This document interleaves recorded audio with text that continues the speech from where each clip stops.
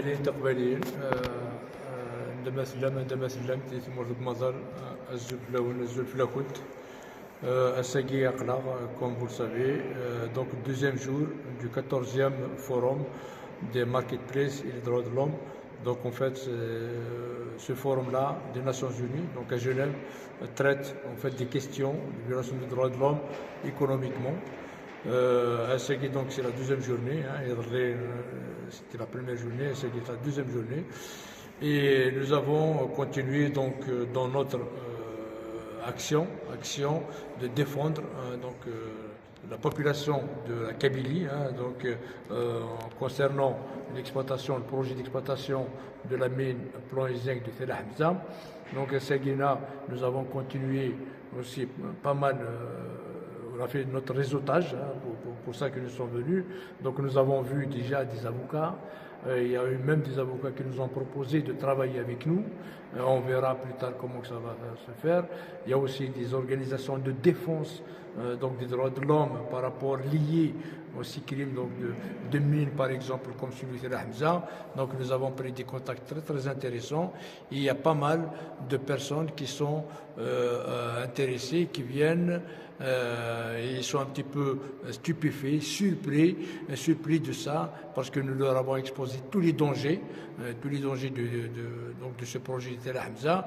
Et vraiment, ils nous ont montré qu'ils sont touchés, qu'ils ne pensaient pas qu'il y a ce genre de projet, et puis qu'ils disent qu'ils vont faire de leur possible, justement, pour donc alerter de leur côté soit leur gouvernement, leurs organisations, leurs entreprises, justement pour nous aider à faire pression sur le régime algérien pour arrêter immédiatement ce projet d'exploitation de Tell Hamza. Donc ça a été vraiment une journée enrichissante. Plus tard, on fera beaucoup plus de résultats, mais déjà, il y a un certain nombre de cette deuxième journée est vraiment beaucoup de choses positives qui se sont passées. Et nous avons même rencontré, figurez-vous, des responsables qui ont des racines avec les Kabyles. Ils étaient un petit peu, ils ont vu le drapeau kabyle, ils sont venus, donc ils veulent comprendre qu'est-ce qui se passe. Et puis on leur a expliqué beaucoup de choses, donc ils ont dit qu'on fera le nécessaire de leur côté. Il y a déjà cette fibre de la patrie qui le rappelle, et c'est vraiment nous, si ça nous a touchés. Nous avons aussi évoqué beaucoup la convention de Ramsar, cette convention normalement qui stipule que il y a 50 milieux humides en Algérie qui doivent ne pas être touchés, donc ils doivent être protégés. Parmi ces 5 sites, ces 50 sites, il y a celui de Tell Hamza, et malgré ça, donc le pouvoir algérien, lui, ce qu'il cherche, c'est le bénéfice qu'il y a derrière.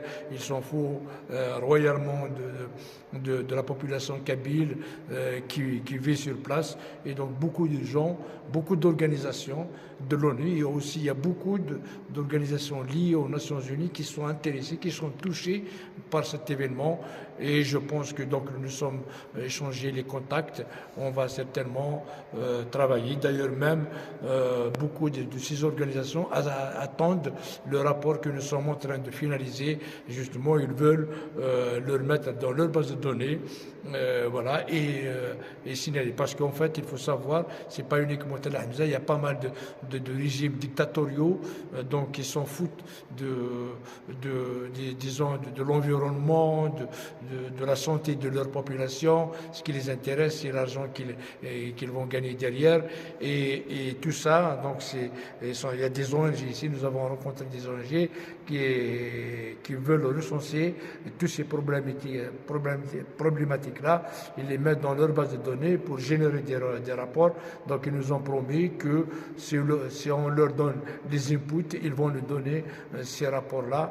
Et en plus, tout le monde s'accorde à dire qu'ils sont d'accord pour justement ces rapports soient communiqués à l'OMS, l'Organisation mondiale de la santé. Donc un certain nombre de choses très, très intéressantes. Nous avons évoqué pas mal de choses. Nous avons évoqué donc le problème donc le droit des autochtones, la violation de la Convention des droits des peuples autochtones à leurs ressources, à leur économie, à leur culture. Nous avons évoqué aussi le problème de colonisation et de décolonisation. Donc ces organisations, on en parle beaucoup par rapport à ça. Et voilà, donc c'est vraiment très très intéressant la deuxième journée qui vient d'avoir lieu. On vous tiendra au courant du bilan des prochaines journées. Donc, en fait, ce qu'il faut retenir globalement comme résumé, c'est que l'objectif de notre action ici aux Nations Unies à Genève et le but de ce réseautage, de ces échanges avec les expériences spécialisées dans le domaine, avec les ONG, les organisations, les instances internationales spécialisées dans le domaine, c'est vraiment pour trouver un moyen le plus percutant, le plus direct pour faire pression sur le régime algérien et stopper définitivement ce projet et immédiatement ce projet d'exploitation de Tel Hamza, parce que nous l'a expliqué à maintes reprises qu'il s'agit vraiment d'un génocide.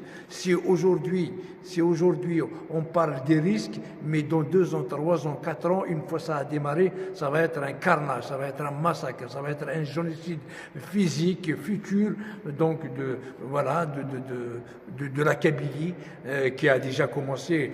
Donc on a déjà parlé pas mal de fois sur par exemple sur nos émissions, et les génocides, les successifs qu'il y a, les écocides, les génocides qui ont eu lieu depuis pratiquement 1962 jusqu'au jour d'aujourd'hui. Et donc Tel Hamza, c'est un des génocides donc programmés futur que va pouvoir qui va être exécuté ou bien opéré ici, toujours dans le cadre du projet Zéro Kabyle encore. Donc c'est une continuité. Voilà, donc le problème est très très sérieux. Donc nous l'avons vraiment, nous avons insisté sur l'urgence d'un arrêt immédiat de ce projet, de cette mine, parce qu'il y va de la vie de notre population, des populations kabyles, et plus particulièrement celle de Gaït, avoisinant Tel Hamza. Et nous avons aussi parlé du risque de la pollution de la Méditerranée, parce qu'il ne va pas uniquement toucher la Kabylie ou Gaït et l'Algérie, mais ça va aussi toucher pratiquement tout le pourtour des pays du bassin méditerranéen, et ça leur a fait vraiment mal. On sent qu'ils sont vraiment peinés de voir que ça existe encore ce genre de choses, et puis que normalement c'est interdit dans toutes les conventions. Donc on n'exploite plus le plomb, parce que vu la toxicité, vu la dangerosité que ça présente sur les populations, or que l'Algérie, donc il est aveugle, ils s'en foutent du peuple. Alors là, quand on parle de la Kabylie, alors donc leur projet c'est l'extinction de notre culture. Nous avons répété beaucoup insisté sur ce projet-là d'extinction génocidaire du peuple kabyle, de l'identité kabyle. La mise en danger en fait de tout, à la fois parce qu'on parle d'humains, mais il ne faut pas oublier aussi la faune, la flore, donc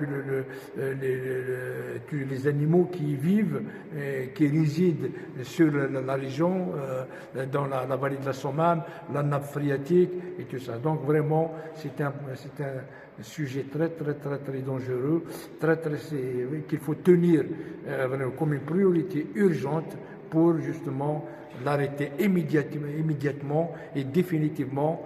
Voilà. Et puis et aussi on a dit la spoliation, l'expropriation des terres des Kabyles. Ils sont forcés de partir, et nous avons entendu qu'il y a même des milices, donc des prestataires, qui ont en place pour empêcher les gens de revendiquer leurs terres, de contester, de réclamer, de s'opposer à ce projet.